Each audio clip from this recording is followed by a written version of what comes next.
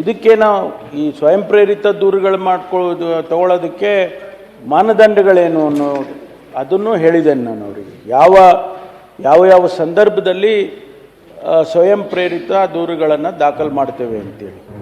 ಕಾನೂನು ಸುವ್ಯವಸ್ಥೆಗೆ ಧಕ್ಕೆ ಉಂಟು ಮಾಡುವಂಥ ಸಂದರ್ಭದಲ್ಲಿ, ಸಾರ್ವಜನಿಕ ಆಸ್ತಿಪಾಸ್ತಿಗಳಿಗೆ ಹಾನಿಯುಂಟು ಮಾಡಿದ ಸಂದರ್ಭದಲ್ಲಿ, ಅಕ್ರಮ ಚಟುವಟಿಕೆಗಳು ನಡೆಯುತ್ತಿದ್ದಲ್ಲಿ, ಸರ್ಕಾರಿ ಕರ್ತವ್ಯಕ್ಕೆ ಅಡ್ಡಿಪಡಿಸಿದ್ದಲ್ಲಿ, ವಾರಸುದಾರರು ಯಾರೂ ಇಲ್ಲದೆ ಇರ್ತಕ್ಕಂಥ ಪ್ರಕರಣಗಳಲ್ಲಿ, ಆಮೇಲೆ ದ್ವೇಷ ಭಾಷಣ ಹಾಗೂ ಧಾರ್ಮಿಕ ಭಾವನೆಗಳಿಗೆ ಧಕ್ಕೆಯನ್ನು ಉಂಟು ಮಾಡತಕ್ಕಂಥ ಸಂದರ್ಭದಲ್ಲಿ, ಕೆಲವು ಪ್ರಕರಣಗಳಲ್ಲಿ ಸಾರ್ವಜನಿಕರು ದೂರು ನೀಡಲು ಬಾರದೇ ಇದ್ದ ಸಂದರ್ಭಗಳು ಸ್ವಯಂ ಪ್ರೇರಿತ ಪ್ರಕರಣಗಳನ್ನು ದಾಖಲಿಸಿಕೊಂಡು ತನಿಖೆಯನ್ನು ಮಾಡ್ತೇವೆ.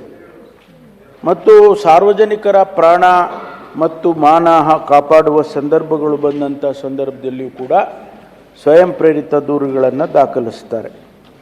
ಸ್ಥಳೀಯ ಮತ್ತು ವಿಶೇಷ ಕಾಯ್ದೆ ಅಡಿಯಲ್ಲಿ ಕಾನೂನು ಬಾಹಿರ ಚಟುವಟಿಕೆಗಳನ್ನು ಮಾಡ್ತಕ್ಕಂಥ ಸಂದರ್ಭದಲ್ಲಿ ಅದು ಗಮನಕ್ಕೆ ಬಂದರೆ ಆ ಸಂದರ್ಭದಲ್ಲೂ ಕೂಡ ಮಾಡ್ತೇವೆ. ಮಾನ್ಯ ಸಭಾಪತಿಗಳೇ, ಅವರು ಠಾಣಾವಾರು ಪ್ರಕರಣವಾರು ವಿವರಗಳನ್ನು ಕೇಳಿದರು. ಸ್ಟೇಷನ್ ವೈಸು ಮತ್ತು ಪ್ರಕರಣ ವೈಸು ನಮ್ಮಲ್ಲಿ 1099 ಸ್ಟೇಷನ್ಸ್ ಇದೆ ಇಡೀ ರಾಜ್ಯದಲ್ಲಿ.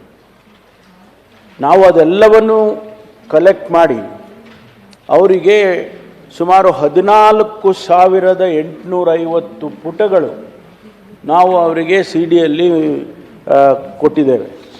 ಯಾಕೆಂದರೆ ಅವರು ಅಷ್ಟು ವಿವರವಾದ ಮಾಹಿತಿಯನ್ನು ಕೇಳಿದ್ದಾರೆ. ಅವರೇನು ತಲುಪಿಲ್ಲ. CD ಕೊಡಿ. ಅವರು ಇಲ್ಲ ಸಿಡಿನೂ ಕೊಡ್ತೀವಿ. ಆಯಿತು. ಅವರು ಸ್ವಯಂ ಪ್ರೇರಿತ ದೂರುಗಳಲ್ಲಿ ದಾಖಲೆ ಆಗಿರೋದ್ರಲ್ಲಿ ನ್ಯಾಯಾಲಯಕ್ಕೆ ನೀವು ಆರೋಪ ಪಟ್ಟಿ ಸಲ್ಲಿಸಿರೋದು ಎಷ್ಟು ಅಂತ ಕೇಳಿದ್ದಾರೆ. ನಾನು ಅದನ್ನು ಕೂಡ ಅವ್ರಿಗೆ ಕೊಟ್ಟಿದ್ದೇನೆ.